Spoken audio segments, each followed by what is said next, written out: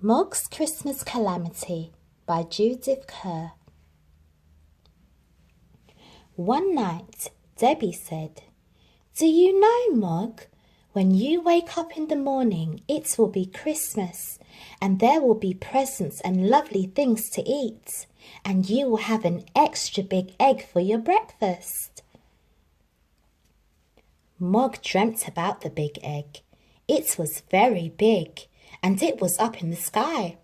Mog had to fly up to get it, but some big birds came.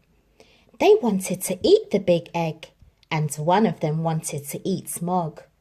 Mog flew as fast as she could, but the birds came after her, and suddenly she woke up. Something was stuck to her tail. She tried to shake it off, but it stuck on. And then it went into the fire and made a little fire of its own, and 2 more fires on the rug. Mog thought, "I'm getting out of here." She ran out into the street. Some people saw her shoot past. "What's that thing with the fiery tail?" said one. "Perhaps it's a comet," said another. "I'd better ring the fire brigade," said a third.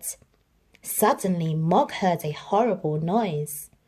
Then she saw the thing that made the horrible noise. She thought, "Oh no, I'm going home." But the thing came after her. It chased her all the way to her house. 2 men jumped out. They had a big yellow snake, and they shouted, "There's the fire!" Suddenly the snake spat. It did a big spit, and there was water everywhere, even on Mog. Then Mr. and Mrs. Thomas and Debbie and Nicky came out of the house. They did not come out of the door, they came out of the window.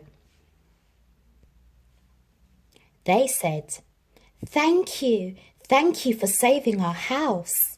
The fireman said, "Don't thank us, thank your cat. That cat led us to your house. That cat is a hero." Some neighbours had come to see what had happened to Mog's house. They all told each other that Mog was a hero. Then it began to snow, and they all went home. Mr. and Mrs. Thomas, Debbie and Nicky went to get dressed. Then they looked at the Christmas room. Everything was wet, and some things were black. "I'm sorry," said Mrs. Thomas, "but Christmas will have to be a bit different this year." They were all very sad. Mog was sad too. But then Nicky saw something. The neighbours were coming back. They were carrying things and smiling. They said, "We thought we'd help you clean up, and then we'd all share Christmas at your house." It was a wonderful party. There were presents and lovely things to eat, and there was even an extra big egg for Mog. "That was the best Christmas we ever had," said Nicky.